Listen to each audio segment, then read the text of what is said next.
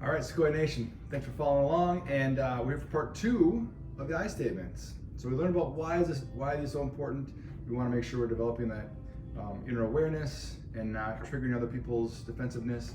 But now, how do we do it? So here's the how. Here's some fun ways. I like to think of them as fun opportunities. I think of them in 4 steps for the I statements.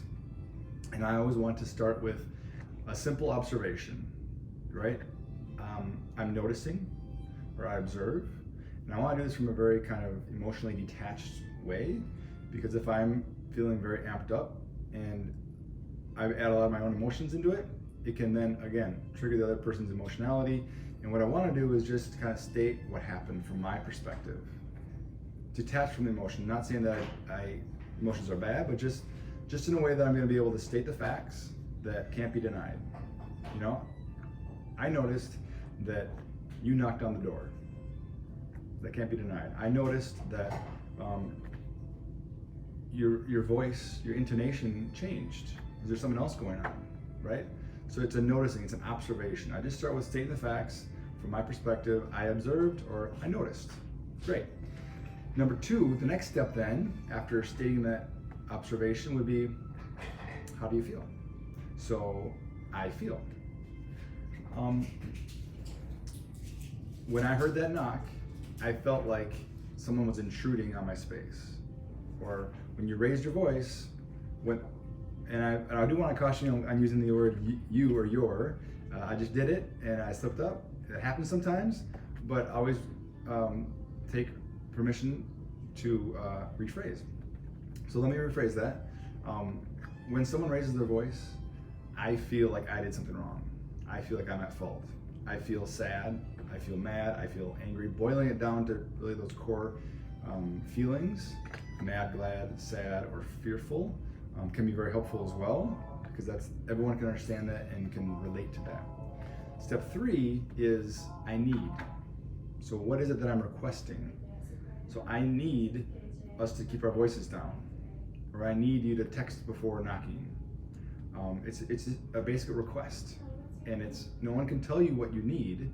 So, in theory, we shouldn't be triggering someone else's defensiveness, because you know what, this is for me. This is what I need, and no one else is going to know what I need except me, and no one else is going to know what you need except you. So this is why this tool is so effective. I'm observing something.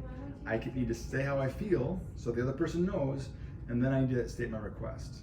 And then I find the fourth one for fun here is really kind of bringing it back to how we can solve this. How can we work towards this, or what can we do, or what can I do to help the situation?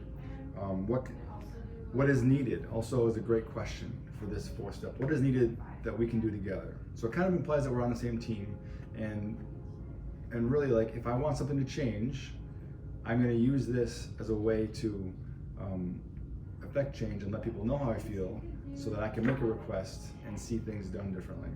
And that's really what I want. I want to affect change in my day-to-day life. So we're using this to cultivate inner awareness and create change in our life.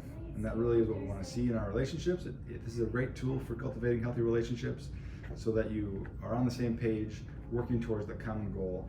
And if they have problems with the way you're feeling or what you need, then really calls into question a lot about why they're in the relationship in the first place.